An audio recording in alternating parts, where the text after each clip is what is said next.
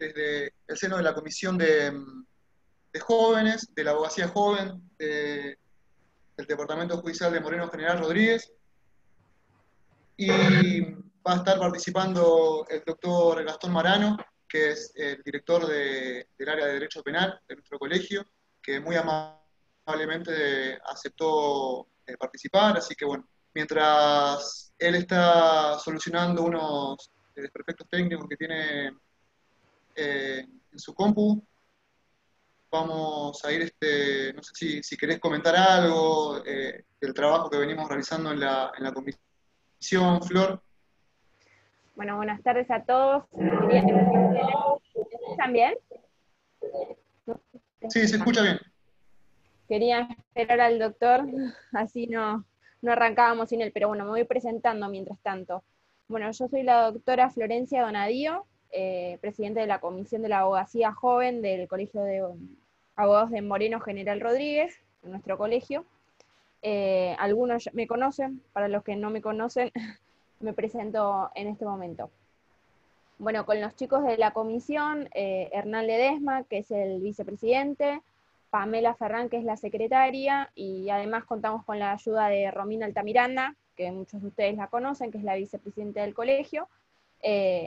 A lo largo de ya unos 2 años venimos formando parte de la comisión y venimos generando charlas para ayudar a todos los jóvenes y también, bueno, a los nobles abogados. Pero bueno, este tipo de charlas pueden participar todos, de todos los institutos, porque son charlas abiertas y bueno, nos vienen bien a todos. Así que, bueno, ¿el doctor ya se está conectando o todavía no? Si no, bueno, Sí, voy contando. creo que ya estaba ingresando, así que Bueno, le paso 2 ya podemos avisos contar. que, que creo que estuvieron viendo. Creamos un Instagram nuevo de la abogacía joven, así que para todos los que nos quieren seguir, pueden seguirnos en el Instagram, ahí vamos subiendo todas las novedades. También hacemos vivos por Instagram Live. La semana pasada estuvimos con el doctor Sergio Lois, hablando del procedimiento laboral.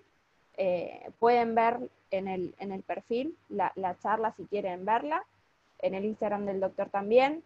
Y bueno, otra cosita que les voy a comentar es que también hace 2 semanas más o menos estamos haciendo una colecta solidaria. Ya entregamos en un comedor de Trujuy varios alimentos, abrigos que nos fueron donando ustedes mismos. Así que bueno, cualquier cosa que se quieran comunicar con nosotros para acercarnos, ya sea alimentos o abrigos, frazadas, se pueden comunicar con cualquiera de nosotros 4 que estamos en la comisión. Y bueno, nada, ojalá que sigan participando de las charlas porque agosto se viene con una grilla bastante movidita de charlas y van a estar muy buenas. Así que bueno, ya los vamos a estar invitando por los grupos, ¿sí? Así que bueno, no sé. Sí, me parece que ya, me dijo que ya había ingresado, pero no lo veo eh, conectado. Quizás, viste, como hay un tiempito en el cual uno ingresa y directamente después es el colegio quien administra la cuenta que te tiene que permitir el ingreso. A mí por lo menos acá no me figura. Acá está, ahí lo veo, ¿Sí? ¿no? Sí. Bueno, ahí ya se conectó el doctor Gastón Marano. No se le escucha, doctor, ¿eh? Habilite el audio. A ver, ¿ahí me escuchan? Ahí sí, Oh, sí. ahí sí. Hola, hola. Inconfundible la voz. ¿Ahí me escuchan bien? Sí, Buenas se escucha tardes. perfecto. Muy bien. Bueno, Bueno, justo saludos a estábamos, todos. Disculpa por la demora. no hay problema, justo estábamos haciendo la Perfecto. presentación. Bueno, había dicho que junto a Hernán, Pamela Ferrán y Romy Altamiranda integramos la Comisión de la Abogacía Joven y en esta oportunidad contamos con la participación especial de usted, así que bueno, junto con Hernán van a dar la charla. Le queremos agradecer por sumarse. Eh, bueno, el doctor tiene un extenso currículum. Ya acá lo tengo. Les paso el currículum para que puedan saber a qué se dedica. Bueno, se ha formado tanto en Argentina como en Estados Unidos, es recibido de la Universidad de Buenos Aires con diploma de honores, tiene una amplia formación de posgrado en materia internacional, es docente y también director del Instituto de Derecho Penal del CAMGR. Así que bueno, muchísimas gracias por estar en la reunión. Bueno, a ver, cuando quieran, empiecen. Sí, yo lo que quería agradecer ya desde antemano que, bueno, que hubo una muy buena predisposición de parte del doctor. Me pareció, bueno, prudente comentarle que íbamos a hacer íbamos a abordar este tema, bueno, que nos reúne hoy, que es el tema de habeas corpus y además las alternativas a la prisión. Y me comuniqué con él y directamente le dije, bueno, que se sintiera cómodo, y me pareció fantástico porque creo que eso nosotros compartimos dentro de nuestra comisión y creo que la mayoría de los integrantes de nuestro colegio estamos, o mejor dicho, todo nuestro colegio tiene esa cosa de el sentido de pertenencia. Cuando le comenté que, bueno, que si podía participar, lo que me dijo fue que sí, que se iba a sentir súper cómodo porque era su colegio, así que eso me dio la pauta de que la íbamos a pasar bien y que íbamos a armar una linda charla y esperemos, bueno, que todos se sientan muy cómodos. Bueno, como dijimos, vamos a empezar hablando sobre el tema de habeas corpus. Yo creo que soy de esas personas que, perdónenme si les parezco aburrido, pero creo que uno debe conocer las instituciones, los institutos, entonces voy a hacer un abordaje primeramente muy puntual y muy conciso con respecto al tema de los antecedentes históricos, que creo que vendrían bastante bien recordarlos, ¿sí? Vamos a empezar hablando primeramente que, digamos, el habeas corpus, que es una garantía, ¿no? Una garantía constitucional, cuyo objetivo consiste en proteger la libertad física contra las perturbaciones ilegítimas, ¿no? Perdone. Disculpen, ¿eh? Bueno, había un ruido, no me dejaba concentrar. Bueno, podemos decir que a través de la acción del habeas corpus se inicia un proceso que va a ser breve y rápido, ¿no? Este proceso va a tener como objetivo verificar si determinada persona está sufriendo una perturbación, no solamente a la libertad física, vamos a llamarla directamente a la libertad locomotora del individuo, o mejor dicho, de todos los que integramos la sociedad. Y vamos a ver como primera medida que lo primero que se analiza es si esa perturbación es ilegítima o arbitraria. Por ejemplo, tenemos esos arrestos arbitrarios, amenazas ilegítimas a la libertad física o locomotora, y entre otros. Si esa perturbación resulta ilegítima, entonces el juez lo que va a hacer es ordenar que inmediatamente esa perturbación cese, ¿sí? Esto, por ejemplo, pasa cuando hay algún arresto arbitrario o también incluye nuestro Código Procesal y la ley que después vamos a hablar específicamente de la 23098, donde habla también sobre las cuestiones de agravamiento en las formas de la detención, ¿no? Bueno, para Vidal Campos, el habeas corpus es una garantía constitucional tradicional que como acción tutela la libertad física o corporal o de locomoción de las personas, ¿no? A través de un procedimiento que va a ser súper rápido, que se va a tramitar en forma de juicio. Remarco esto de acción porque hay entre la doctrina, hay como si fuese, no hay una cuestión, digamos, unánime en ponerse de acuerdo si es una acción, si va a ser en algunos casos las veces de recurso. Nuestra ley, la 23098, habla directamente que empieza con una denuncia, o sea, directamente la equipara una denuncia, y más adelante vamos a ver que en la Constitución habla de acción, ¿sí? Pero bueno, esto lo quería comentar porque seguramente cuando estudiamos en la facultad o también cuando nos encontramos estudiando un determinado caso, vemos a ver, bueno, cuál es la naturaleza jurídica del habeas corpus. Sí, es una garantía constitucional, ¿no? Con jerarquía constitucional, pero ¿qué es? ¿Una acción? ¿Es un recurso? Bueno, eso lo vamos a ir viendo más adelante. Como primera medida vamos a decir que los antecedentes del habeas corpus se remontan a la Carta Magna de 1215, ¿no? Y posteriormente, en el año 1428, en el Reino de Aragón, con el juicio de manifestación o con el proceso de manifestación. En realidad esto es muy similar a lo que nosotros hoy en día vemos con respecto al tema del juez natural y demás garantías constitucionales. Por ejemplo, nosotros vemos que en el año 1428, en el Reino de Aragón, existía una institución que se llamaba el Justicia de Aragón, que muchos constitucionalistas dicen que es el antecedente histórico de nuestro defensor del pueblo, ¿no?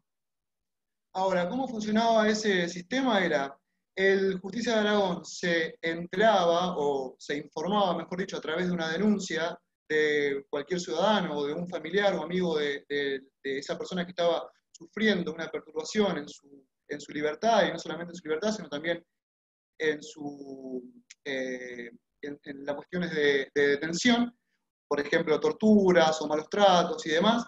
Entonces, él lo que hacía era, le manifestaba a un juez que le entregara a determinada persona, o sea, a esa persona que estaba sufriendo esa determinada perturbación. Entonces lo que hacía era, lo sacaba de su juez, los jueces reales se llamaban. Nosotros vamos a decir, como vemos ahora, el juez natural. Entonces, lo sacaba directamente, se lo entregaba el juez natural al Justicia de Aragón, y hasta que no se resolviera su situación, no era nuevamente puesto a disposición de aquel juez real, ¿sí?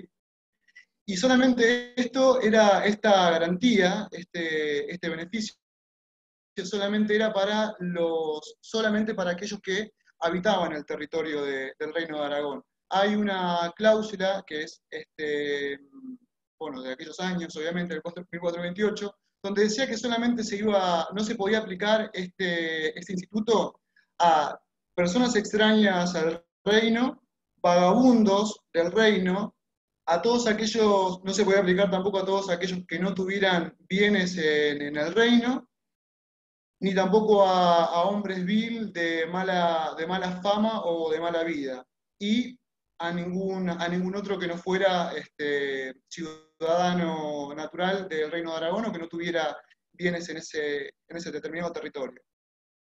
Bueno, una vez que vemos esos antecedentes, digamos, en el derecho internacional, vamos a ver también que en la actualidad la garantía del habeas corpus está contemplada por las legislaciones de todos los sistemas políticos personalistas, digamos, y es una de las garantías constitucionales que digamos, a la que más le tienen como ese resquemor determinados gobiernos de facto, ¿no? Aquellos gobiernos en los que, o aquellos estados donde no existe el Estado de Derecho. Ahora bien, ¿me van escuchando ahí? ¿Se escucha? Bueno, están todos silenciados. Bien. Bueno, en cuanto a los antecedentes en el derecho argentino, vamos a ver que esta institución la vamos a encontrar en las primeras disposiciones de nuestro derecho patrio, ¿no? Obviamente no estaba regulada, digamos, no tenía esa misma nomenclatura, que es el habeas corpus, pero sí igualmente estaba ya consagrada en el reglamento de la Junta Conservadora allá por el año 1811.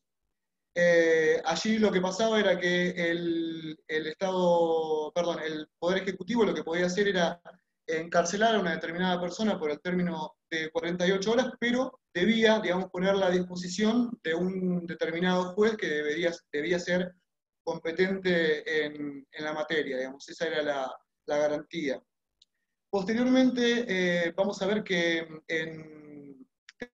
tenemos también en el proyecto de la Constitución de la Confederación Argentina, esto es en el año 1800, fines de 1852, el padre del constitucionalismo argentino, Juan Bautista Alberdi, estableció en el artículo 19, en aquel proyecto, decía, a ver, que déjenme que lo leo así no me confundo, decía, no es eficaz la orden de arresto que no emana de autoridad revestida del poder de arrestar y se apoya en una ley, ¿sí?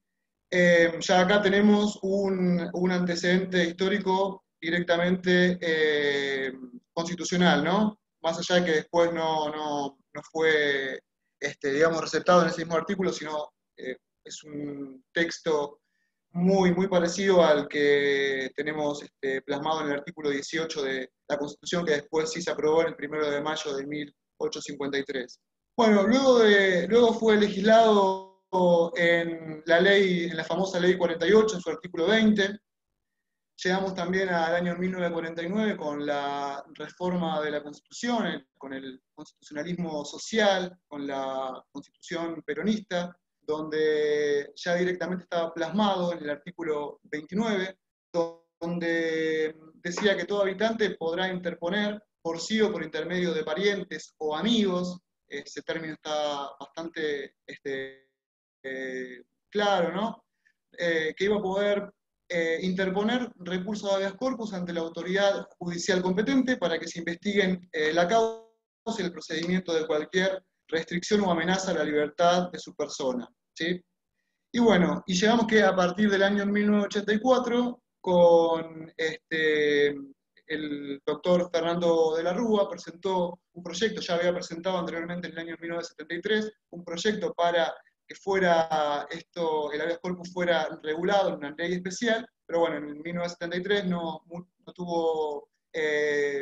consiguió la moción como para poder tratarla, y sí fue a partir del año 1984 donde se sanciona la 23098, que es una ley especial que hasta hoy día la venimos utilizando, ¿no?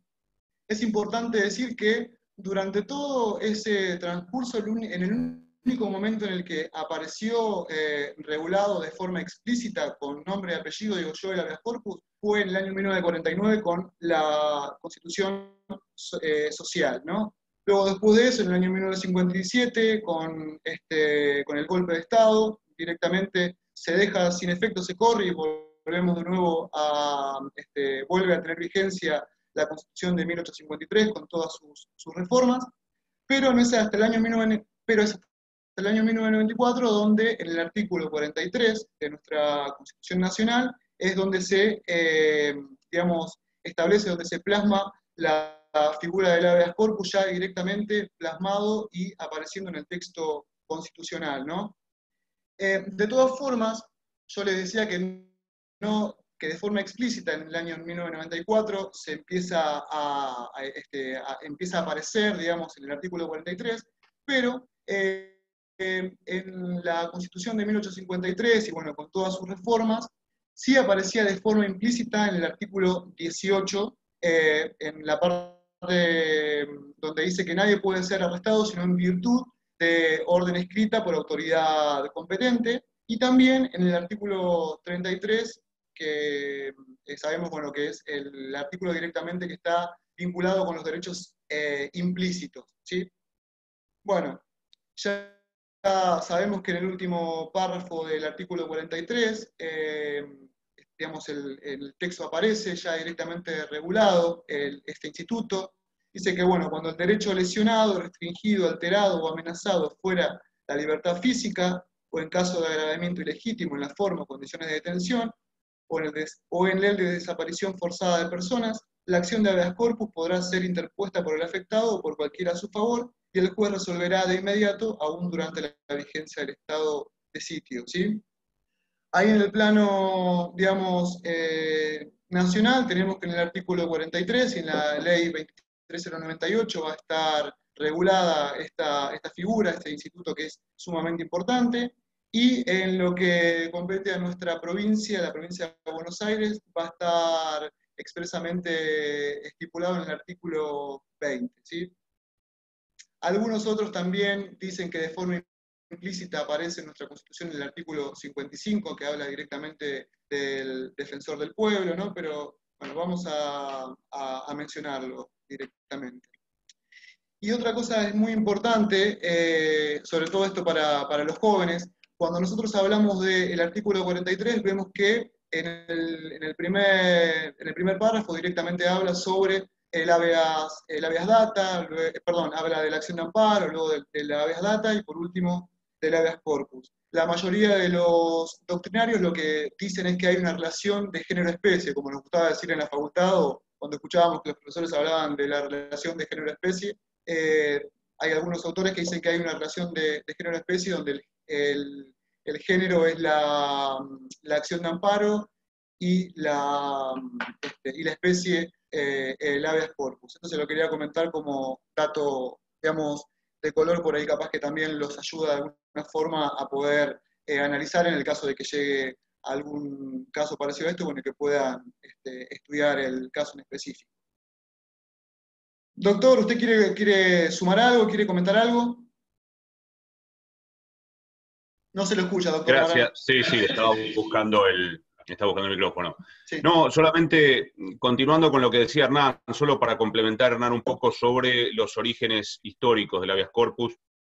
Es interesante ver que nosotros podemos rastrear probablemente el primer vestigio de lo que hoy llamamos habeas corpus, aquel texto Sí. de 1215, de Juan Sin Tierra, que fue la llamada Carta Magna. Ustedes saben que cuando Juan Sin Tierra, que era el hermano débil de Ricardo Corazón de León, se queda a cargo del reino, los nobles aprovechan este momento de debilidad para reclamarle derechos. A diferencia de lo que hoy llamaríamos derechos humanos, esos eran derechos nobilis, si se quiere, porque la verdad es que no iban a llegar a todos, pero entre esos derechos que le reclamaron y que aparecen plasmados en la Carta Magna, estaba aquel que requería que el monarca explicara las causas de detención de las personas o aquellos que él designara para detener, y ese es probablemente el origen más antiguo que podemos rastrear del habeas corpus. Y también siguiendo lo que decía Hernán, más allá de la reforma del 94, en donde lo vemos claramente y lo vemos explícitamente, debemos pensar, en primer lugar, muy brevemente, ¿qué derecho tutela? ¿Cuál es el bien tutelado por el habeas corpus? Y básicamente es de dos tipos. A veces nos enseñan en la facultad que es, bueno, la libertad ambulatoria. Eso está muy bien. No solamente la libertad ambulatoria, sino también el derecho a la integridad personal, porque es decir, va a ser también este el elemento que utilicemos para prevenir que alguien sea afectado en su salud, o que sea torturado, o que sea sometido a lesiones, etc.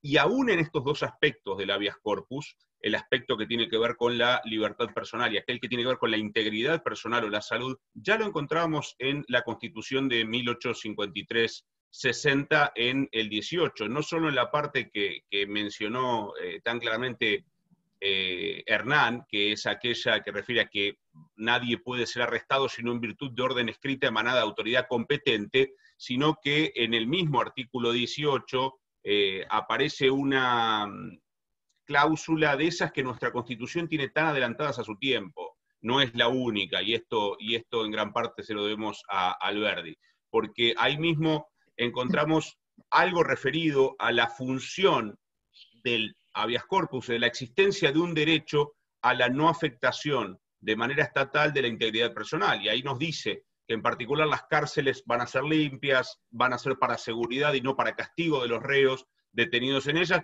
y de hecho establece una sanción de responsabilidad a aquel juez que ordenara medidas que mortificaran a los sujetos. Entonces, solamente me gustaba destacar en este punto que nuestra Constitución de 1853 ya contenía, mucho antes de la reforma del 94, estas dos aristas que tiene el habeas corpus, esto es su mirada hacia la libertad personal y su mirada hacia la integridad personal. Perfecto. Eso por mí es todo bien. Hernán. Perfecto. Bueno, otra de las cosas es que vemos que dentro de la clasificación del habeas corpus tenemos, bueno, el habeas corpus directamente clásico, que lo que va a hacer es proteger contra las detenciones o arrestos ilegales, y estas se van a producir cuando se producen por falta de causa legítima o razonable en la detención, o porque la orden no parte de autoridad o esta es incompetente, ¿no? Después tenemos el habeas corpus preventivo, digamos que aparece ya directamente reconocido en el artículo 3º, inciso primero de la 23098. Tenemos un antecedente, quizás hay algún otro más antiguo, el que yo encontré fue el del caso Cafasi, del año 1988, donde directamente este hombre lo que hace es, en realidad no interpone un habeas corpus, sino lo que hace es interponer una acción de amparo y después lo van corrigiendo. En realidad es preventivo, ¿por qué? Porque él tenía miedo, o sea, tenía temor de que su libertad ambulatoria corriera riesgo, porque, según lo que habían comentado, era que un auto con unas personas que estaban vestidas de civil, que decían ser policías, se habían acercado directamente al edificio donde él vivía y habían entrevistado al encargado del edificio y le habían preguntado los horarios de este hombre de Cafasi, a qué se dedicaba, si recibía visitas continuas. Bueno, directamente lo que hizo la Corte fue corregir esto y con este texto del artículo tercero, inciso primero, donde dice el tema de la amenaza actual, que también estamos ahí en una disyuntiva porque este tipo de términos o conceptos que no son muy claros, bueno, tenemos que analizar bien qué es la amenaza actual, ¿no? Pero bueno, en definitiva lo que se hizo fue, se analizó el caso en concreto y lo que se hizo fue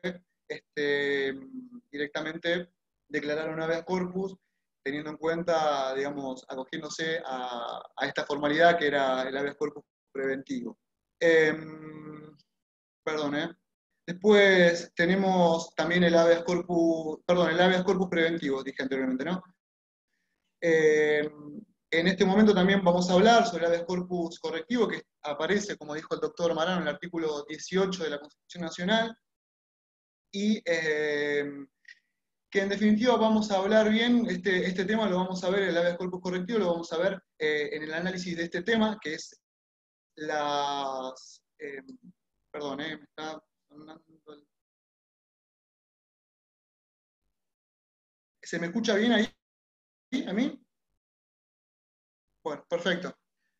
Bueno, como decíamos, el habeas corpus correctivo aparece plasmado en el artículo 18 y establece una serie de exigencias que van a tener que ser cumplidas por las cárceles, que tienen que ser limpias, sanas, que no van a ser para castigo del reo, y digamos, a esta figura es lo que se acoge el tema que vamos a hablar, que vamos a tratar hoy, que son el habeas corpus contra todas aquellas medidas que se toman en función del COVID-19, ¿no? El tema de la propagación de la pandemia.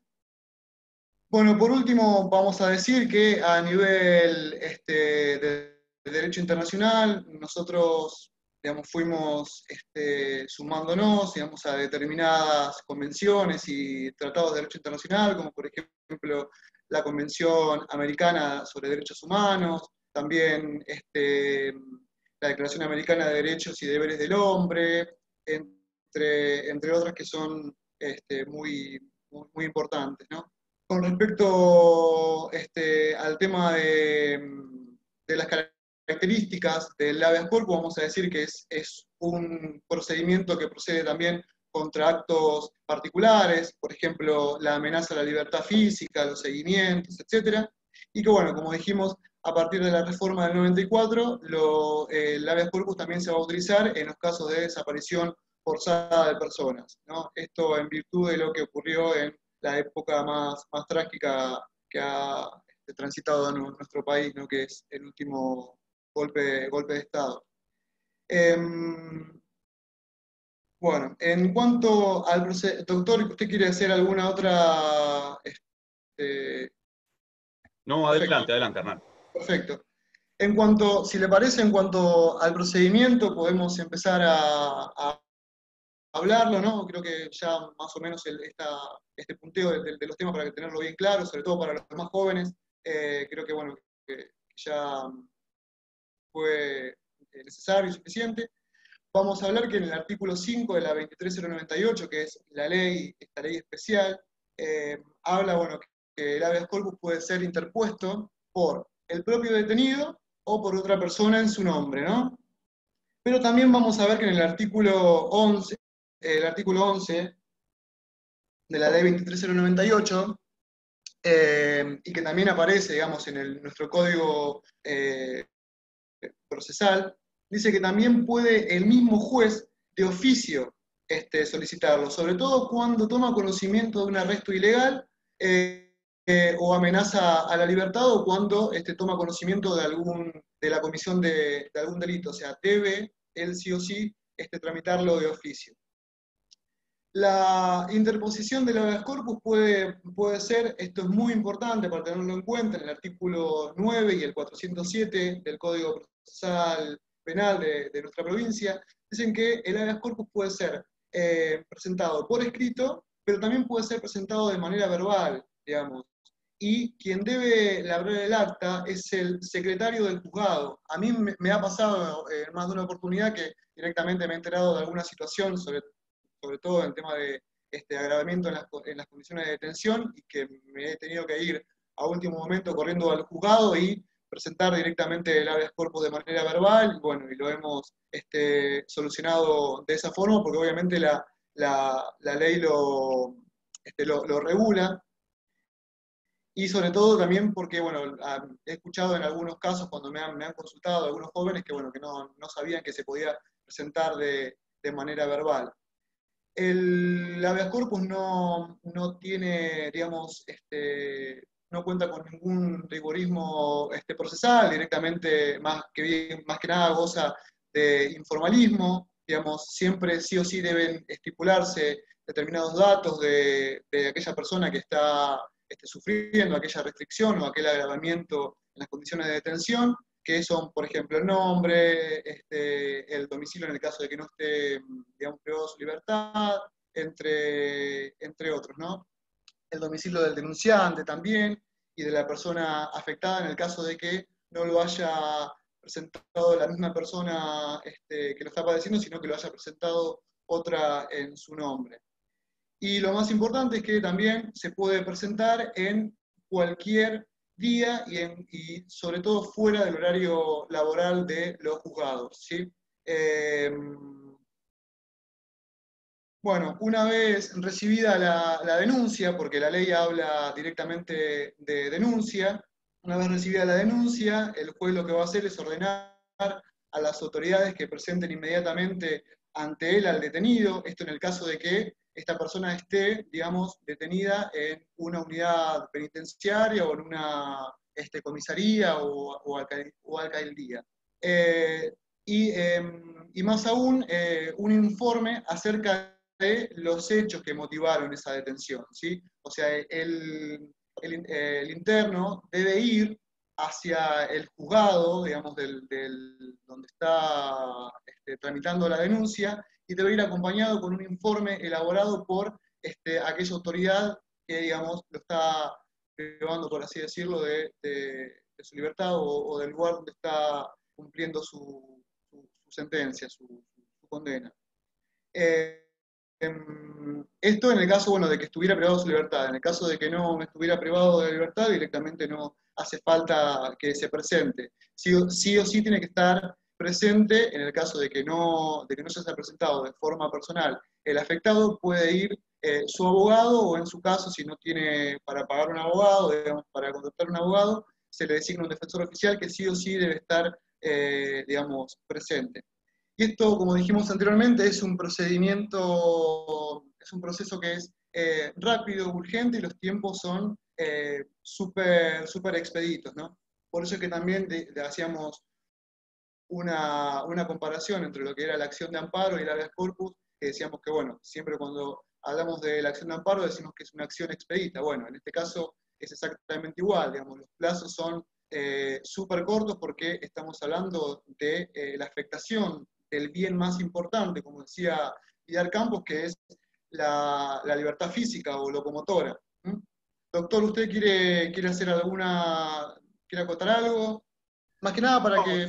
Sí, a ver, cómo no, con gusto. Ahí, en base a lo que estabas diciendo, solamente hacer alguna pincelada histórica respecto a las similitudes en nuestro ordenamiento entre habeas corpus y la acción de amparo. Ustedes saben que, en realidad, la acción de amparo en nuestro ordenamiento nace del habeas corpus o recurso de hecho en ese sentido. ¿Qué quiero decir?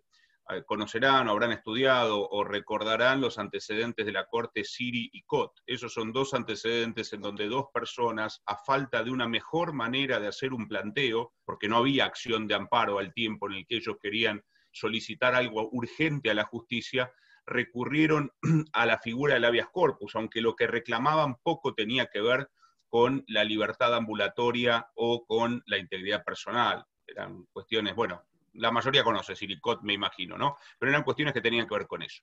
Y ya desde ese entonces, de esos antecedentes, más allá de que la propia Corte en aquel momento de alguna manera recondujo la petición y terminó dándole otro formato, se empiezan a trazar los paralelismos en nuestro sistema entre el habeas corpus y la acción de amparo. A mí me parece, de alguna manera, algo estéril la discusión respecto a si uno nace del otro, especie y género y demás, pero lo que no se puede negar es que, en definitiva, comparten una plataforma procesal idéntica, que es los sumamente expeditos que son como medidas, que son acciones, más allá de que el habeas corpus se lo denomina tradicionalmente, incluso en la legislación, denuncia, y no son recursos, ¿no? Muchas veces escuchamos enunciar o incluso escribir recurso de habeas corpus, recurso de amparo.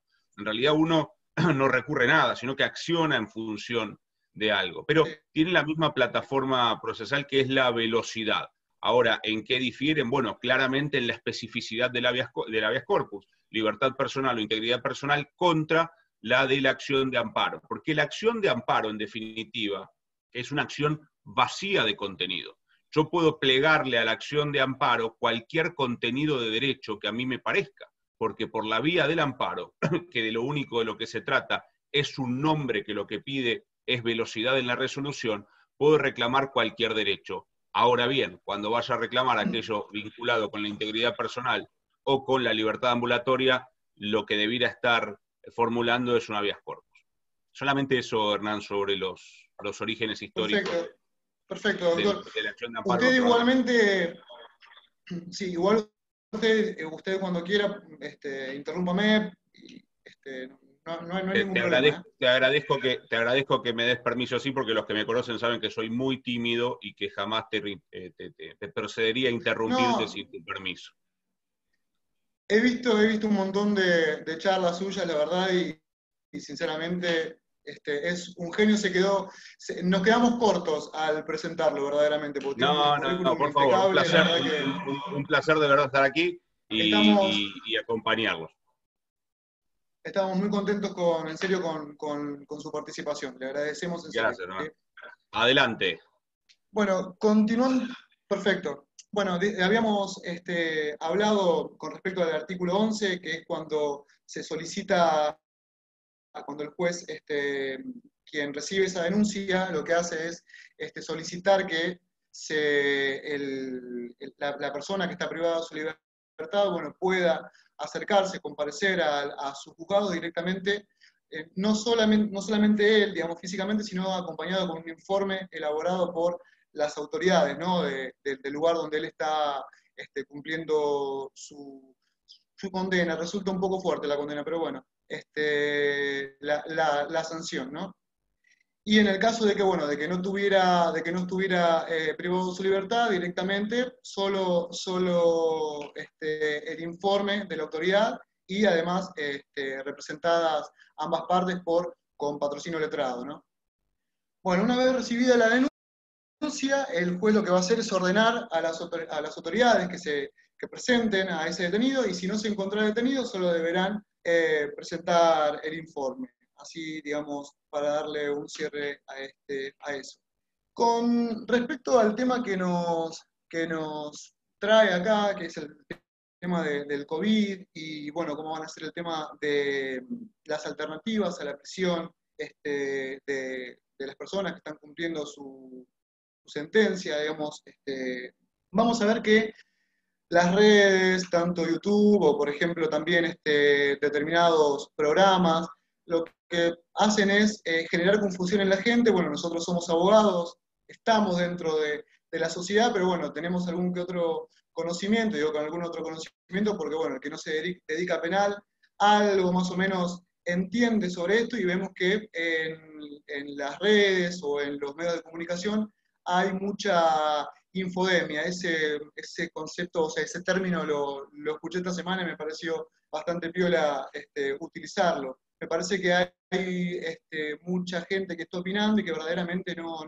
sabe o no quiere darse cuenta de la situación en la que se encuentran los internos, digamos, las personas que están privadas de su libertad.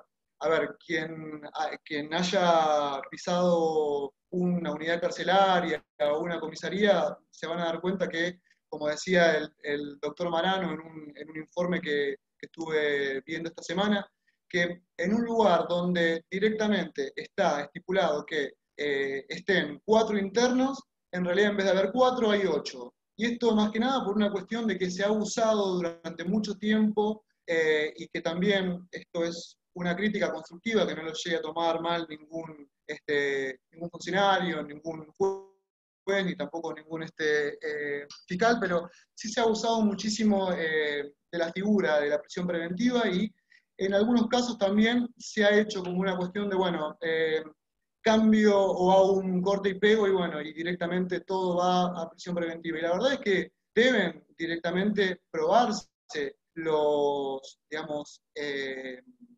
peligro de fuga o el peligro de entorpecimiento. No es así porque sí, digamos, que se tiene que declarar o decretar directamente el auto de prisión preventiva, ¿no? Nosotros vemos que el 50% de los internos de la provincia de Buenos Aires está está detenido directamente por un auto de prisión preventiva, digamos. Ni siquiera están condenados. Para la ley, para el derecho, para la ley argentina, siguen siendo inocentes, o sea, están siendo privados de su libertad, y en la mayoría de los casos directamente hay personas que están.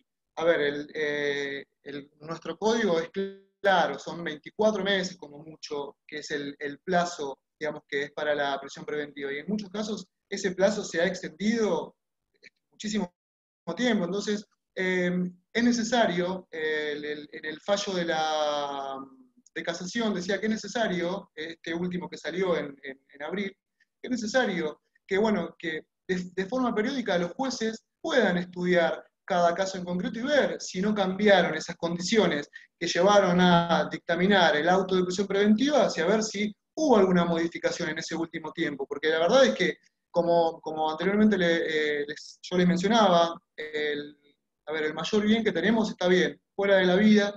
El mayor bien jurídico que tenemos es el de la libertad, digamos, si no puede ser, digamos, no debería ser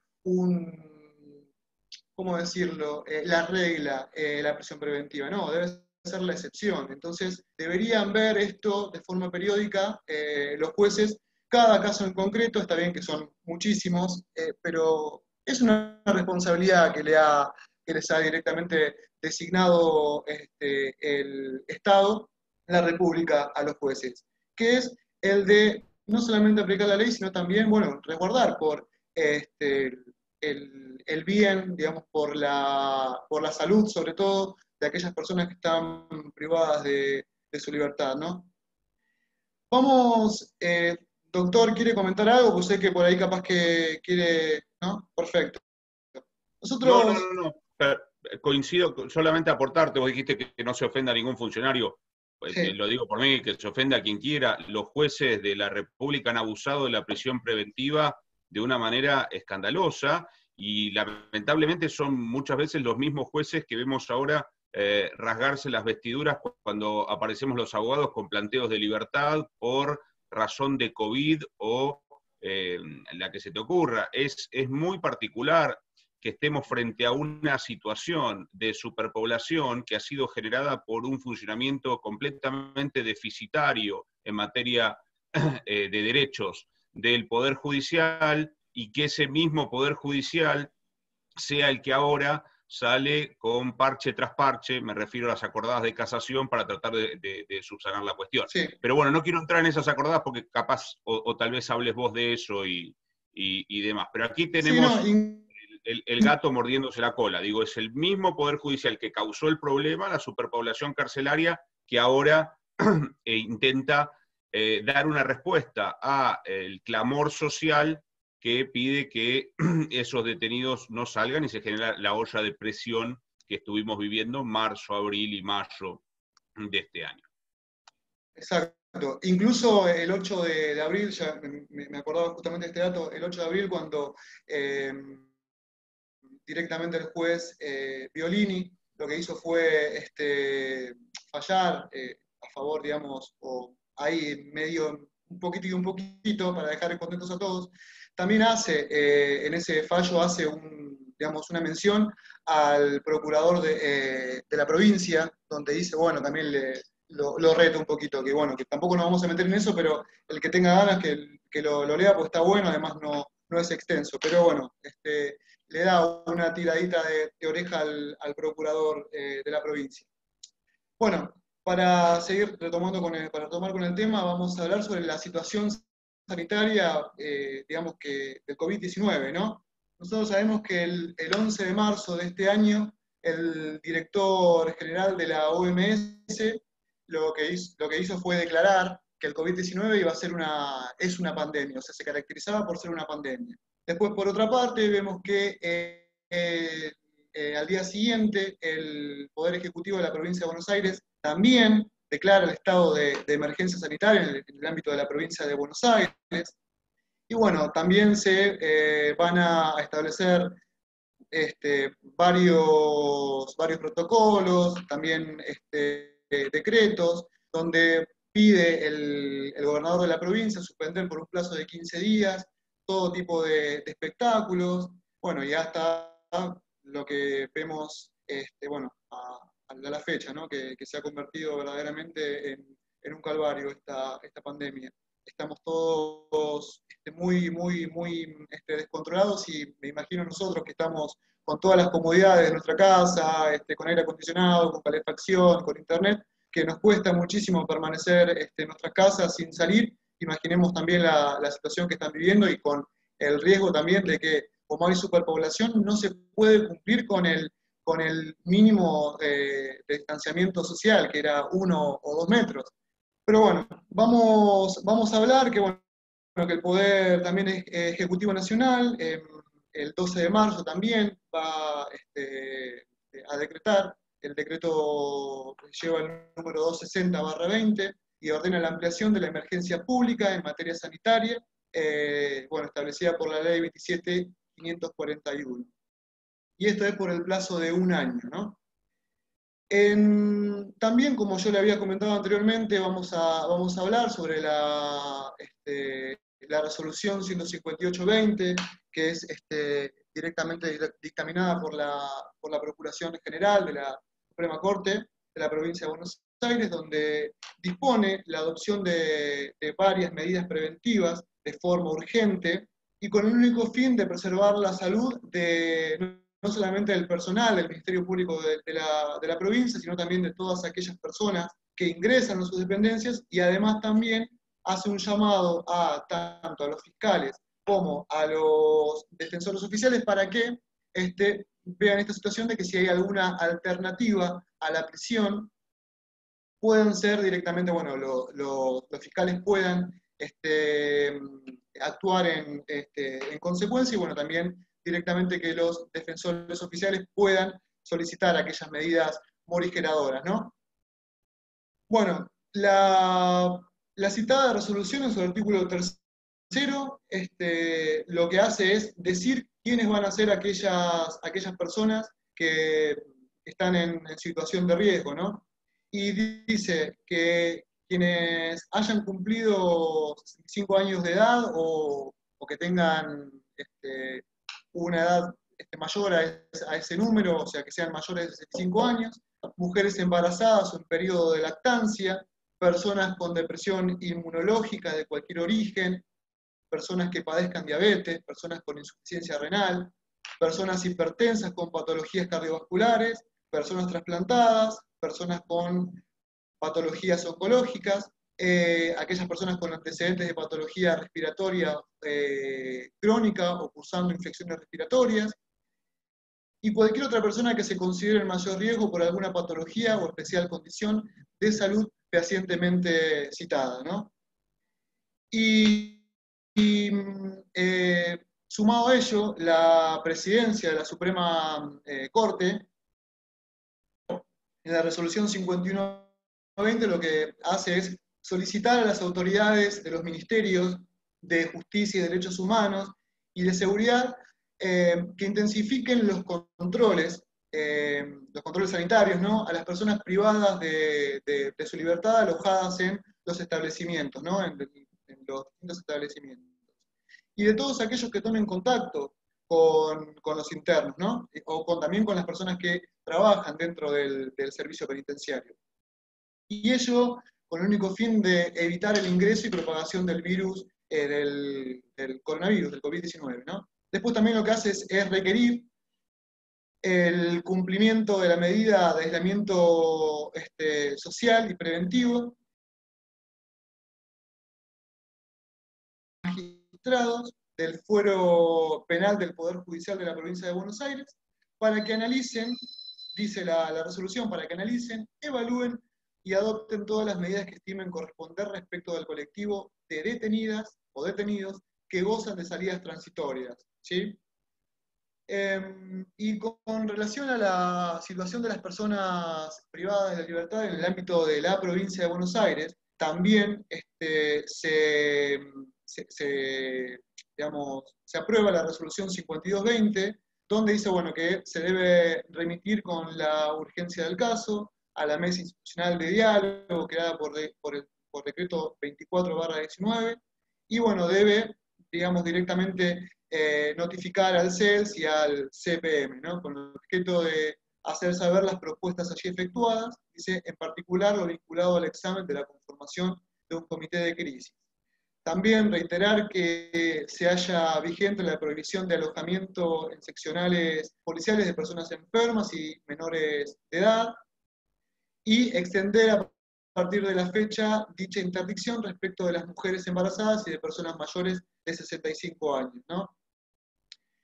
Luego nosotros vemos también que muchos constitucionalistas, penalistas reconocidos han hablado sobre este tema, y bueno, también todos llegamos al mismo lugar, que es, bueno, obviamente no están dadas las condiciones sanitarias en las cárceles.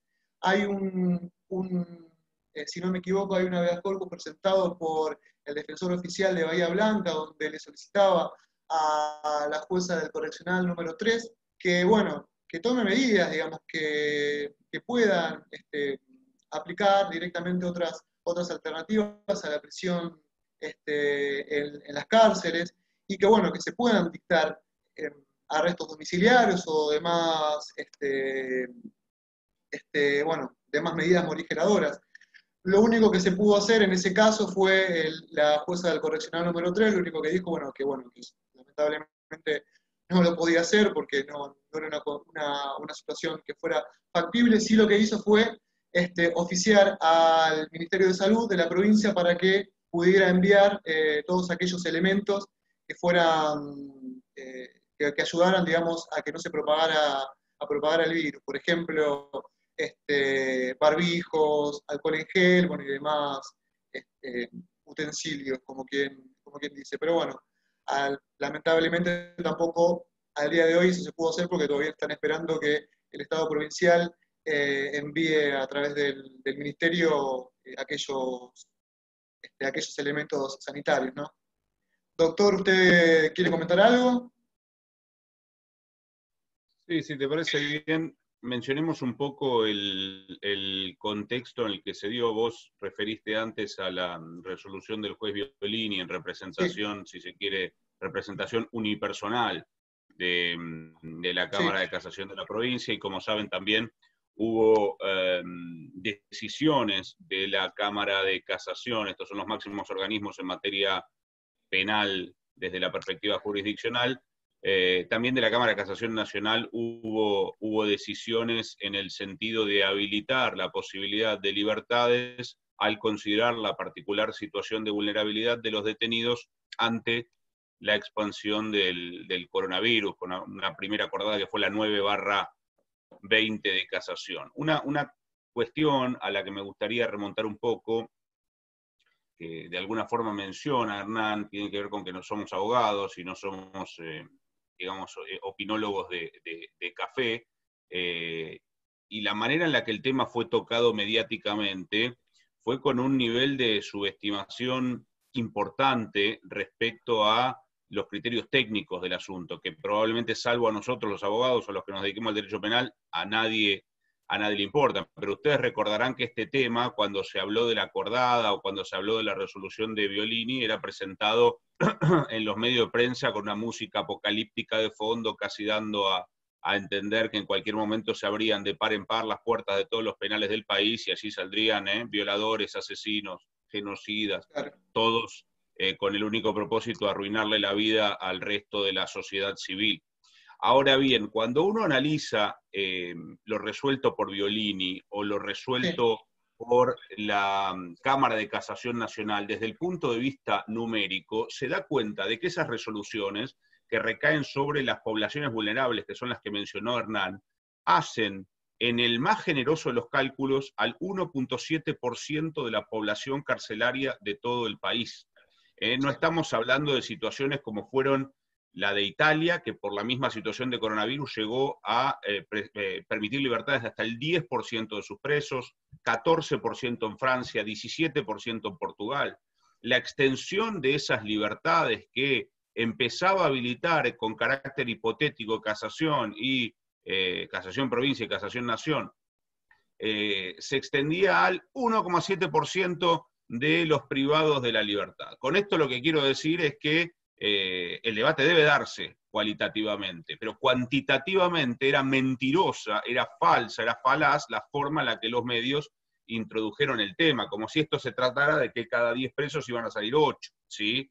Esto como mucho se trataba que de cada 100 presos iban a salir 1.7, de cada 100 presos de los cuales 50 no tienen condena en nuestro sistema. Digo, para poner proporción en lo numérico. Y no estoy haciendo una valoración en este punto de si uno debiera analizar con mayor o menor grado que uno solo de los detenidos salga o no salga. Eso requiere un análisis distinto. Pero digo, numéricamente, estadísticamente, era una cuestión hasta muy menor, digamos, y fue magnificada por los medios a niveles absolutamente innecesarios a mi criterio, y digo innecesarios salvo para el único objetivo de aumentar el rating. Para ese fin eran sumamente necesarios. Porque incluso sobre lo que se pone el ojo siempre, que es la historia anecdótica, le dieron la libertad al violador y vive al lado de su anterior víctima. Un caso es posible, un error judicial absolutamente posible.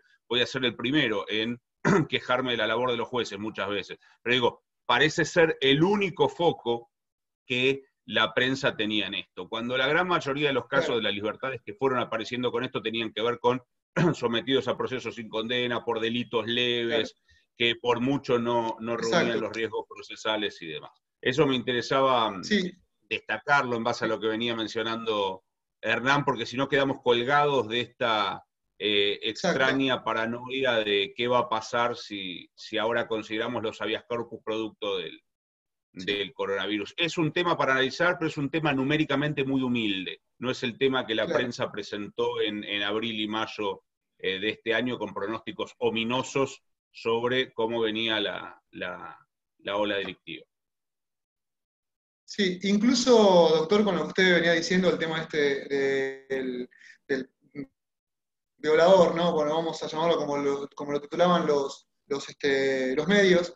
Esto era anterior, digamos, a este fallo del juez Violini. Directamente se quiso, por así decirlo, vamos a hablar en un lenguaje coloquial, se quiso embarrar la cancha con el solo propósito, bueno, de aumentar el rating y de ponerlo como tema central, digamos, de discusión, y obviamente también lo que nosotros tenemos que entender acá, que aquellas personas que están cumpliendo, digamos, una pena privativa de la libertad, el único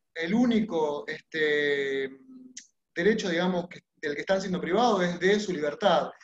El resto, digamos, no deberían tener problema en ejercer el resto de sus derechos, me parece, digo, ¿no? Tema de comunicación, como en su momento se ha fallado también para que ellos pudieran tener determinados aparatos para poder comunicarse con sus familias, porque obviamente están interrumpidas las visitas para que este virus no se siga propagando, porque imagínense que si están totalmente abarrotadas de gente y no se puede cumplir con el distanciamiento social, sería una catástrofe. Y también tomo y hago, también con permiso suyo, doctor, hago mía una reflexión que usted hizo, que también esto, si por un lado la sociedad no entiende que son personas que están cumpliendo una pena privativa de la libertad y que siguen siendo, digamos, personas con derechos, si eso no lo entiende la sociedad, también debería, del otro lado, entender y analizar de que si llega a haber si la pandemia llega, digamos, puertas para adentro o paredes para adentro,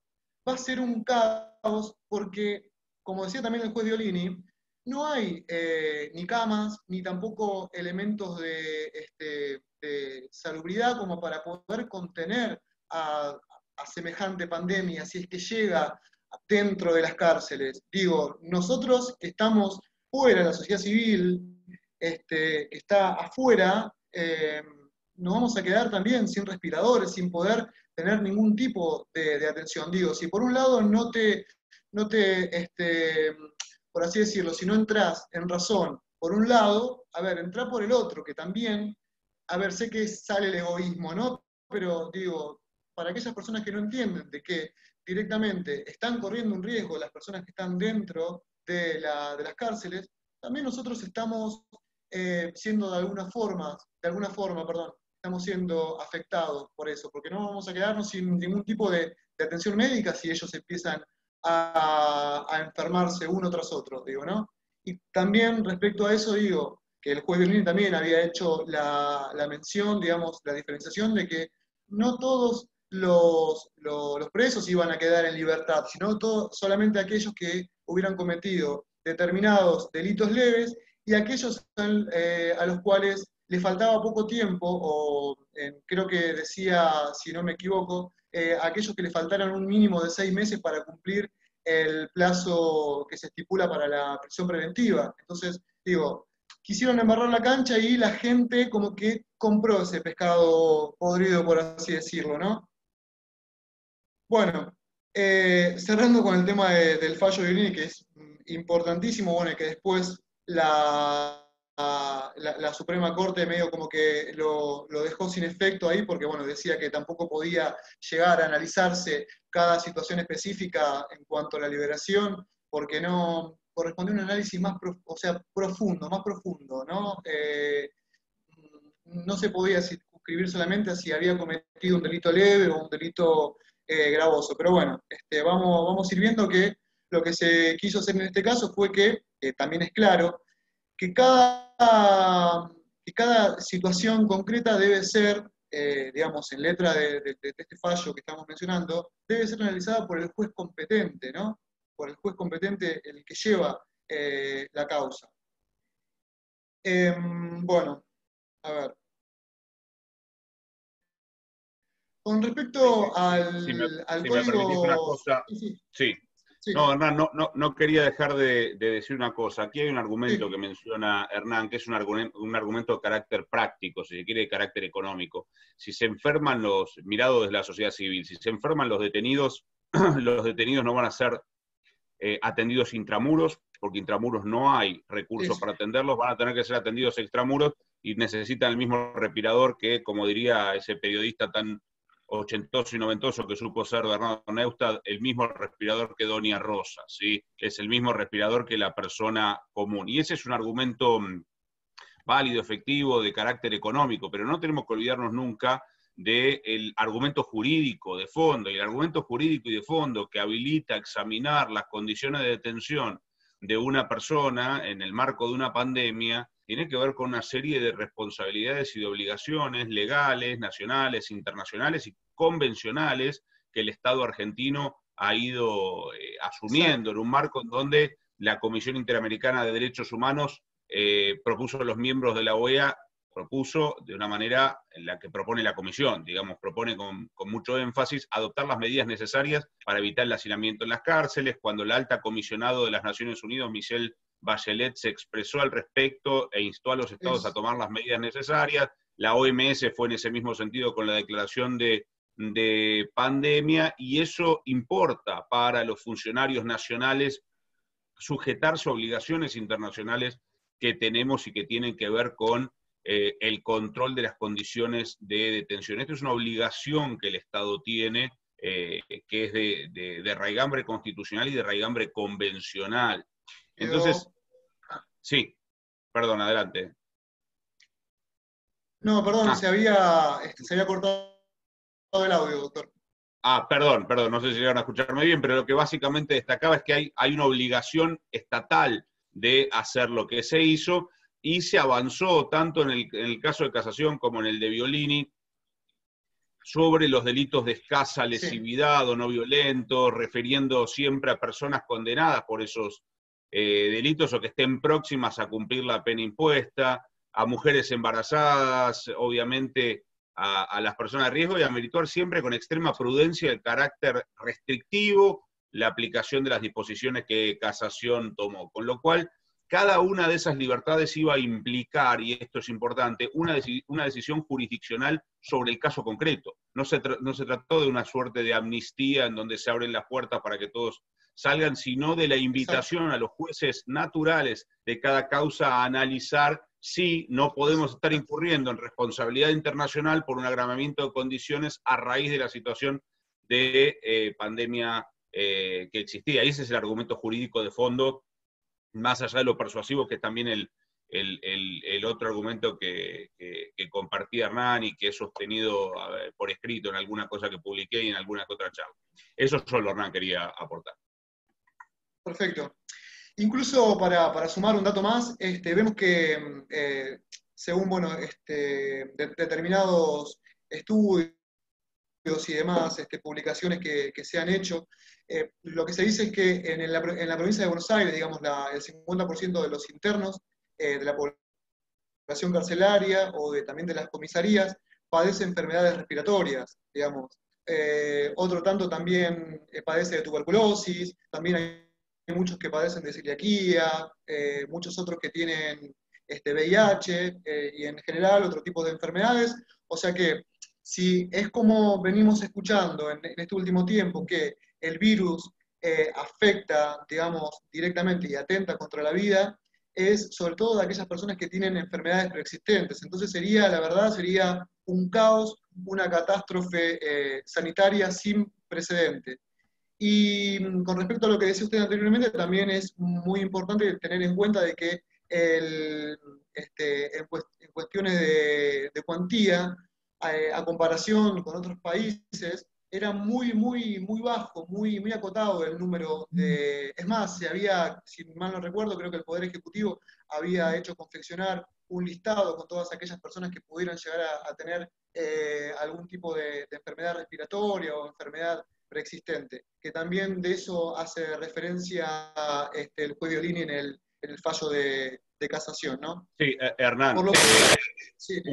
una cuestión, digamos, básicamente sobre lo que estás mencionando, en cuanto a los números y al informe que confeccionó el propio servicio penitenciario en base al pedido original del Poder Judicial, lo que relevaba a nivel del Servicio Penitenciario Federal es que había un 11% de la población. Recordemos, Servicio Penitenciario Federal, estamos hablando entre 12.000 y 13.000 detenidos en total en todo el país. Había un 11% de la población que era de riesgo, y de ese 12%, solamente un 2% estaba en condiciones de recibir la domiciliaria en los términos en los que había pedido casación. Y en el marco del Servicio Penitenciario Bonaerense, es mucho más grande numéricamente, estamos hablando de un servicio penitenciario de unos 43.000 a 44.000 detenidos, dependiendo del momento en el que nos paremos del año. El 1% estaba en condiciones de acceder a la domiciliaria. O sea, en un caso, en el del Servicio Penitenciario Federal, estamos hablando de unas 270 personas, y en el caso del Servicio Penitenciario Bonaerense, las que podrían haber recibido la libertad estamos hablando básicamente de 450, 470 personas del total de 43.000. O sea, un 1.2% entre los dos sistemas, contrapuesto al 1.7% nacional que había dicho cuando hablé al comienzo de la charla. Digo, para ponerlo en contexto numérico, los números no mienten en este sentido y son guías fiables para formar su criterio. Exacto, bueno, doctor, ¿quiere que vayamos empezando a contestar preguntas, si le parece? Sí, como para darle un cierre a la Sí, charla. Sé que usted tiene ahora con mucho otro gusto. compromiso, porque el doctor es jefe de cátedra y además profesor de Derecho Penal, así que según lo que me había comentado, va a tomar examen y bueno, vamos a tratar de darle un cierre para Sí. hacerlo. Veo por lo menos a 2 o 3 de los alumnos a los que les voy a tomar examen conectados, así que no los Bien, quisiera, sé que están ansiosos por buenísimo. rendir, ahí veo algunos, así que no los quisiera dejar esperando mucho, pero con gusto contestamos preguntas o estamos a disposición. Adelante, Hernán, si querés moderarlo. Sí, acá lo que estaba leyendo era, a ver, un segundo. Dice, buenas tardes, ¿dónde presentamos el habeas corpus y se realiza fuera del horario judicial y de manera verbal? Directamente en los juzgados que están de turno, porque además, perdón, doctor, además la ley y el código nos establecen directamente que se puede presentar ante cualquier juzgado, digamos, no tiene que ser directamente en lo penal, ¿sí? ¿Quiere seguir, doctor, Bueno, no, con ahí las más consultas? que la ley, yo iría, si estamos hablando de la provincia de Buenos Aires, al artículo 20 de Sí, la Constitución de la provincia de Buenos Aires, que de la Constitución. específicamente dice que el habeas corpus se presenta ante cualquier juez. Esto es aplicable a toda la provincia de Buenos Aires, menos al partido de Quilmes. Yo había visto una colega, Mónica, de la jurisdicción de Quilmes, Sí, por se ahí, no sé si acaba. seguirá escuchando, Sí, ahí sí, yo está. también la vi. Ahí Lo, está lo digo un saludando. poco.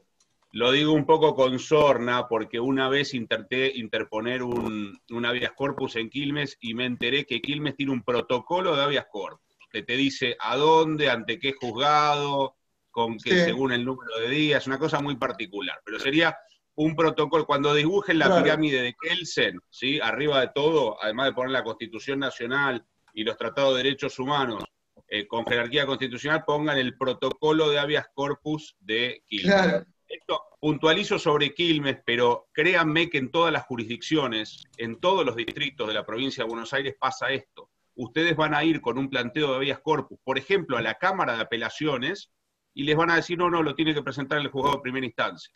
Van a ir a un juzgado de primera instancia que no sea el que tiene su causa, por ejemplo, si se están quejando de que un juez ha agravado las condiciones, y le van a decir, no, mire, está entendiendo en esto el juez tal, preséntelo ante él. Pero escuche, tengo la Constitución de la provincia en la mano, si quieren además la Constitución Nacional. sí. Bueno, entendamos siempre la disonancia, esta es una comisión El de código de jóvenes abogados, procedimiento también. exactamente, la que originó la charla, entendamos siempre la disonancia entre la ley escrita y lo que pasa pateando el territorio y pateando nuestras jurisdicciones. O que nos dicen que no, o que nos sacan un protocolo de habeas corpus y uno no sabe de qué disfrazarse, por dónde empiezo, a quién se lo denuncio, esto y demás. Pero tengan en cuenta que ahí tenemos el artículo 20 de la Constitución de la provincia, que es muy claro. Y como decía Hernán, hay juzgado de turno de habeas corpus las 24 horas, con lo cual uno debiera interiorizarse en el momento en el que lo quiere presentar, cuál es el juzgado de turno. A veces eso está publicado en las páginas de la Suprema Corte o del Poder Judicial Nacional y debiera dirigirse a ese juzgado en turno. Bueno, después ahí nos comenta, doctor, muchas gracias por la aclaración. Dice en Bahía, Cristian Parodi, en Bahía Blanca se interpusieron 102 habeas corpus en el marco del COVID-19, rechazaron 95 y solo concedieron 7 prisiones domiciliarias. Bueno, está bueno el dato Bueno, para saber. ese es un buen marco, es un buen marco estadístico para entender la oleada de libertades. Lo pone de manifiesto Sí, sí, Cristian Parodi, es un colega de La Plata, quien respeto y admiro mucho, muy preocupado por las cuestiones carcelarias y muy comprometido con ese tema y maneja un observatorio jurídico. La verdad que es bueno, Cristian, que nos compartas eso, pero seguramente que esos números los podemos ver en cualquier otra jurisdicción. No ha ocurrido nada que ponga en jaque la seguridad ciudadana con sí. el COVID-19.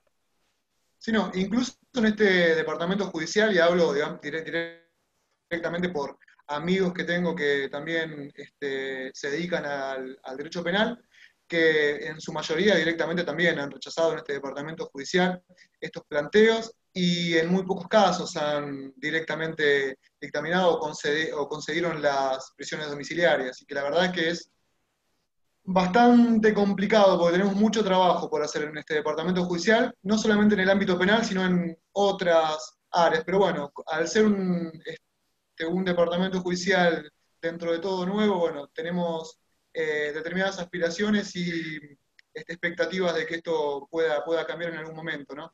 Sí, tengamos en cuenta también otra cuestión que para mí no es menor. Muchas veces la dicotomía aparece entre los derechos de las víctimas o los familiares de las víctimas de delitos y los derechos del detenido. Y a veces esa discusión se da en términos bastante virulentos y parece una discusión entre sordos. Es indudable que las víctimas de delitos tienen derechos y es indudable que los detenidos tienen derechos. A nivel nacional, existe una ley de derechos de las víctimas que regula bien la cuestión, y a nivel de provincial se está discutiendo la posibilidad de que exista o no una ley de víctimas con esas características u otras. Pero por lo menos a nivel nacional, la discusión debiera tener menor intensidad, porque en general, si la tarea judicial está bien hecha, antes de otorgar una libertad, debiera consultarse a la víctima. Si bien la ley dice que en la medida que la víctima lo hubiera solicitado, en general de orden, los juzgados, los tribunales y los juzgados de ejecución consultan. A mí me ha pasado en el marco de esta pandemia que me consultaran sobre un pedido de libertad de un detenido. Yo era representante de la querella de una niña menor de edad abusada sexualmente con condena a su abusador, pidió la libertad, me corrieron traslado como querellante y contesté fundadamente en derecho el porqué de mi oposición. Luego, con base a lo que le pidió la defensa del detenido y en observación a lo que le había pedido la querella, el juez estructura un criterio y decide. Y en ese sentido, me parece, y este es un tema profundamente polémico, lo dejo para que al que lo interesa lo estudie y lo vaya a discutir, que las leyes que regulan los derechos de las víctimas transparentan el proceso de libertades. Transparentan el proceso de libertades. Sé que es un tema polémico porque a muchos penalistas nos costó mucho aceptar la incidencia de la víctima y de la opinión de la víctima en la libertad. Pero me parece, mirándolo desde otro lado, que transparenta el proceso desde el punto de vista que hace escuchar casi cualquier voz y lo vuelve menos sorpresivo el proceso también. Digo, un tema para tener en cuenta cuando hablemos de libertades, por lo menos a nivel nacional por ahora, y quién sabe pronto a nivel provincial. Sí, sí, es más, no sé si me está conectada, pero Débora Galán, que es la directora del Instituto de Derecho de la Mujer, Género y Diversidad, ella es diputada y bueno, justamente estábamos hablando de ese tema, bueno, que están tratando ahí con el ministro Alac para ver si, bueno, pueden darle fuerza para que la provincia pueda adherirse directamente a esa ley nacional, ¿no? Que es Sí. en función de las víctimas. Ojalá que, bueno, que dice, según lo que nos comentó Débora, ahí está también Sonia López, que es otra integrante del instituto con la que trabajamos en conjunto. Lo que nos decía justamente Débora es que, bueno, que tiene toda la intención el ministro, pero bueno, que hay algunas cuestiones ahí que se deben resolver primeramente. Así que estamos esperando con mucha atención, esperando a la ley, ¿sí? Bien, esa es una cuestión que va a dar, me parece, una amplitud distinta al entendimiento de la cuestión en la provincia de Buenos Aires. Digo, con mucha razonable resistencia. Yo la verdad es que pienso que en esta cuestión el planteo de una dicotomía entre la víctima y la sociedad civil, o sea, víctima y sociedad civil contra los detenidos, es el planteo de una falsa dicotomía. Lo pienso profundamente y lo he hecho. Yo creo que si las recomendaciones internacionales respecto a cómo actuar en materia de la pandemia se logra armonizar con los derechos que las víctimas tienen en el marco de un proceso, porque son consultadas, son contempladas sus situaciones, al tiempo que son contempladas las obligaciones del Estado y de los derechos de los detenidos, esa disyuntiva no existe. Es un tipo de dialéctica ellos contra nosotros que siempre es muy tentadora, porque es muy fácil explicar las cosas en términos de una polaridad en donde están un grupo y el otro, y su enfrentamiento es absoluto. Lamentablemente esta es una dinámica en donde aquí hay un espejo que separa un grupo del otro, porque los detenidos han salido de la sociedad civil y volverán a la sociedad civil, con lo cual la forma en la que transiten su estadía penitenciaria va a determinar ese regreso.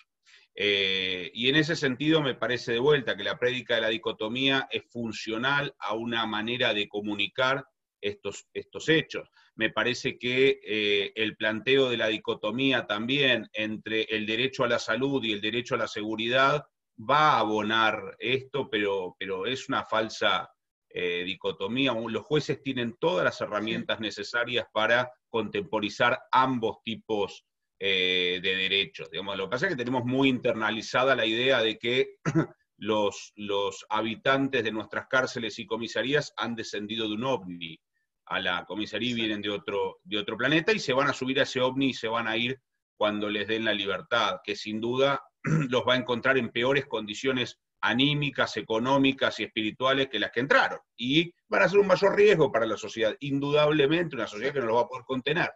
Entonces, me parece que el juego perverso de proponer descuidar la Constitución Nacional, cárceles limpias y sanas, descuidar las teorías de resocialización o el intento resocializador de la detención para servir al potencial interés de una mayor seguridad pública, atrasa 400 años y nos remonta a un tipo de sociedad que es difícil de sostener, especialmente cuando estamos frente a una situación en donde a 5 de cada 10 presos no le puedo decir sos culpable de nada, porque todavía no tiene una condena firme, por deficiencias enormes de nuestro Poder Judicial en sus tiempos. Aquí la verdadera dicotomía es derechos de todos o derechos de nadie. La verdad es que no se puede leer de esa manera, y esto no implica comprar ese tipo de retórica que lo único que quiere, en el fondo, es restarle responsabilidad al Estado. Es como si cuando un delincuente saliera de la cárcel y ataca de nuevo, roba de nuevo, y el Estado no haya tenido nada que ver. No haya tenido nada que ver en no resocializarlo y no tenga nada que ver en no prevenir que lo haga. Cuando nosotros impuestos nos cobran todos los meses y de manera exacerbada. Ahora, parece que el Estado no es responsable de prevenir el delito de ninguna manera. Los responsables son los jueces garantistas y los abogados sacapresos que lo único que hacen es ir a plantear libertades pensando en su bolsillo y en el cobro de honorario. Esa es una narrativa que se puede permitir a una discusión en un bar de Rivadavia, La Plata, si están en Capital o a donde fuera que estén, pero no en el marco del ejercicio de la profesión. Nosotros como abogados tenemos que, claro que sí, tenemos que pugnar porque se respeten los derechos de nuestros representados, sean detenidos o sean víctimas de delitos. Y tenemos instrumentos internacionales para ir por un lado o por el otro. Entonces no compremos nunca esa dicotomía. Lo digo porque a veces lo leo incluso en foros de profesionales, en WhatsApp de profesionales, etcétera, y de colegas. Para volcar una opinión sobre el tema, Hernán, si me perdonas la extensión. Sí, no, me parece muy interesante y la verdad yo me quedaría escuchando, y creo que también Ricardo Brisolía dice, por mí no hay apuro, así que supongo no hay apuro que será para por el tema del parcial. Del examen, exactamente. Ricardo es uno de los debe futuros ser por eso aprobados, que no tiene apuro. En la materia. Ahí había una consulta de una colega, me parece, que decía si al detenido sin sentencia por problemas de salud se le da la domiciliaria y luego al mes lo llevan a una comisaría cuando estaba respetando la domiciliaria. Ok, además del rechazo de casación del pedido del defensor oficial, ¿cómo podemos reintentar para que se lo... Bueno, aquí le contesto a la colega Marcela Bianchi. Yo sé que también es muy tentador hacer catarsis jurisdiccional. Hola Marcela, ¿cómo estás? Y tratar de hacer una catarsis de todo lo que nos pasa haciendo tribunales, pero no quiero ir al dato concreto sin conocerlo más en detalle. Después, Marcela, si querés, me mandás un WhatsApp y lo charlamos, Claro. pero ahí lo que hay que ver es qué ocurrió para que, respetando la domiciliaria, se la revoquen e insistir hasta la máxima instancia, porque si el sujeto cumplió un cierto tiempo en domiciliaria, no se profugó, no hizo nada para entorpecer la investigación que se pudiera estar llevando adelante, la verdad es que se desdibujan mucho los riesgos procesales como para volver a sostener que si no lo meto preso lo va a hacer, porque no lo hizo estando libre. Pero, bueno, hay que ir al caso concreto. Yo no sé, Hernán, si querés tomar alguna pregunta más, así en unos minutos me La retiro por los última, alumnos. Nada. sí, doctor, la última, del doctor Juan Domingo Zacayán, dice, consulta, hallándose un detenido dentro de los grupos de riesgo, siendo mayor de 66 años y teniendo turno para operación, pero en Junín, el hospital no está trabajando y solo se la deniegan por la alta pena en expectativa. ¿Cómo puedo fundar en casación la plata para poder tener mayor posibilidad de conceder la morigeración? Bueno, lo primero que hay que decir, Juan, en eso es, nos convertimos rápidamente en un consultorio jurídico esta charla, pero vos tenés que recordarle a esos jueces que hay algún que otro fallo de casación plenario, por otro lado, uno que se llama Díaz Besone, por ejemplo, pero así vas a encontrar antecedentes de corte que explican que la pena en expectativa nunca puede ser el criterio único para decretar la privación de la libertad de una persona. Y a partir de eso construir el caso sobre por qué, extrayendo de la ecuación el tema de la pena en expectativa, debiera estar en libertad tu cliente. Pero eso no debiera ser nunca el fundamento para una detención. Puede ser un mero indicio, la pena en expectativa, un mero indicio para entender que podría evitar el accionar de la justicia. Hay un indicio cuestionable porque es solamente eso. Bueno, doctor, acá en la última dice, ¿qué se le dice al familiar de alguien que ha sido asesinado por un reo? Bueno, en realidad esta pregunta se responde directamente con lo que veníamos hablando del fallo del juez Violini, que solamente iban a quedar en libertad todos aquellos reos o internos que hubieran, digamos, cometido algún ilícito leve, ¿no? Claro, no está incluido eso, en esto el tema de sí y demás. los delitos graves. Sí, la pregunta la hace un colega docente a quien quiero y respeto mucho, porque ejerzo la docencia con él, por otro lado, que es Roberto Cacheiro Frías. En este caso en particular, Roberto, la cuestión de las libertades en virtud del COVID tenían que ver únicamente, tanto en Casación Provincia como en Casación Nación, con delitos leves, no con delitos de sangre. Con lo cual, en ese sentido, no habría en principio un agravamiento a la posibilidad de que uno de esos liberados, bueno, por supuesto puede matar a alguien que libera, como alguien que nunca estuvo preso puede matar, pero no sería estrictamente por la cuestión del COVID. Luego, ahí está la cuestión de qué decirle a alguien a quien le matan un familiar o que tiene un familiar que sufre una violación o quien sufre una violación. Lo que hay que decirle en los términos que la persona pueda entender, porque si no tenemos la frialdad de los abogados, si yo me voy a una víctima a explicarle el código procesal y esto y lo otro, me dice, mire, a él le están dando la libertad después de 5 o 6 años preso y mi hijo está enterrado 3 metros bajo tierra. Por supuesto que ante eso no hay respuesta jurídica, porque no debiera haber respuesta jurídica, porque no debiera intentar responderlo desde lo jurídico, debiera intentar responderlo desde lo humano.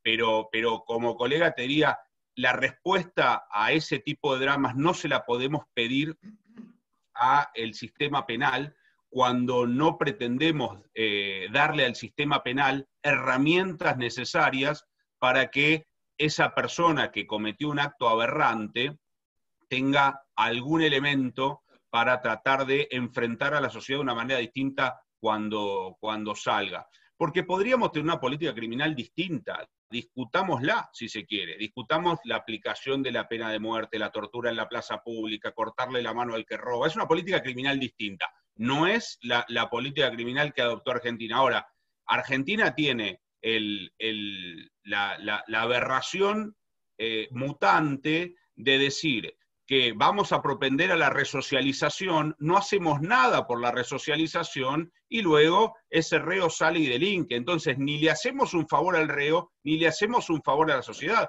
Si tuviéramos una política criminal durísima, ¿sí? Le corto la mano al que roba, le pego un tiro al que viola, una política criminal de ese tipo, uno estaría justificada hasta desde el decir, por lo menos le trajo a la sociedad un cierre a este tema. Y si tuviéramos una política criminal que de verdad reinsertara a alguien, podríamos decir, bueno, le trajo una solución a la sociedad que no tiene más un delincuente y le trajo una solución al delincuente. Nosotros tenemos una política criminal que es decir que vamos a reinsertar socialmente y tenemos sistemas carcelarios de miseria que no solamente no reinsertan en la sociedad, sino que sacan a los criminales en peor situación de la que entraron. Entonces, Argentina está en el peor de los mundos en ese sentido. Por eso se entiende la indignación de las víctimas. Porque no va a servir de nada que alguien que esté preso salga a los fines de la seguridad de la sociedad. Y por eso se entiende la indignación de los presos. Me tienen un depósito de cuerpos. Esto es lamentablemente así. Yo no creo que Argentina esté avanzando en este sentido. Pongo, por supuesto, de manera, si se quiere, políticamente incorrecta esto de volver a la ejecución de la pena de muerte o a una justicia al estilo la ley de la Sharia en Medio Oriente, porque a veces parece, para una víctima va a parecer más justificado que el que existe una cárcel, especialmente porque cuando la víctima me mira a los ojos y me dice, doctor, salen igual de la cárcel, o salen peores, o no le puedo decir nada, tiene razón. Ahora, el problema ese no es un problema del derecho penal, es un problema de, bueno, si se quiere, ampliamente del derecho penal, pero es un problema de nuestros sistemas de resocialización que no existen.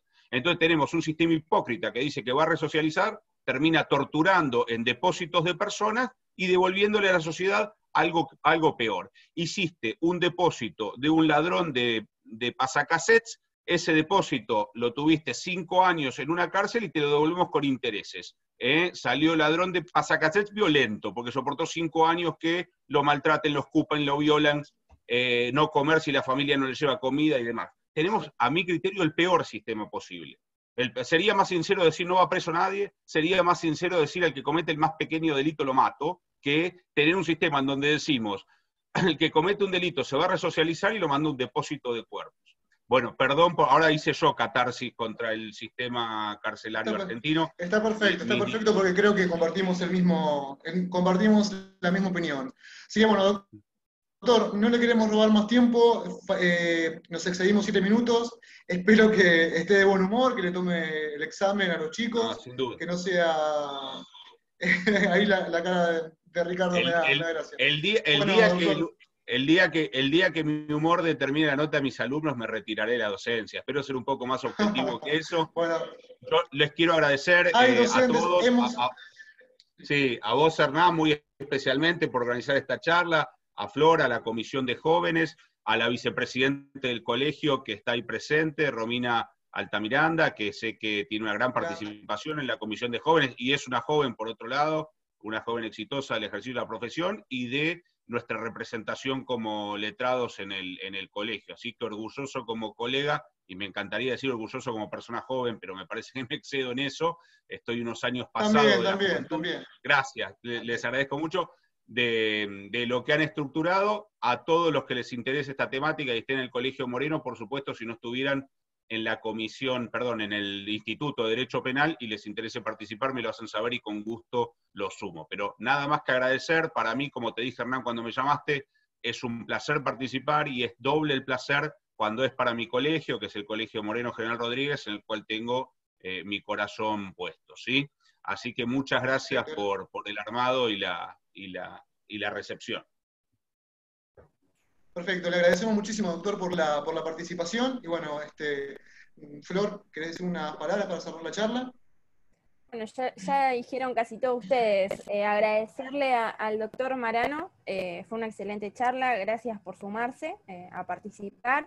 Gracias, Ser, también por la charla que diste, fue un lujo. Así que bueno, estaremos en el mes de agosto con 3 charlas más. Así que bueno, los esperamos a todos, también va a ser por Zoom. Síganos en el Instagram de Abogacía Joven _CAMGR, así se enteran de todas las novedades.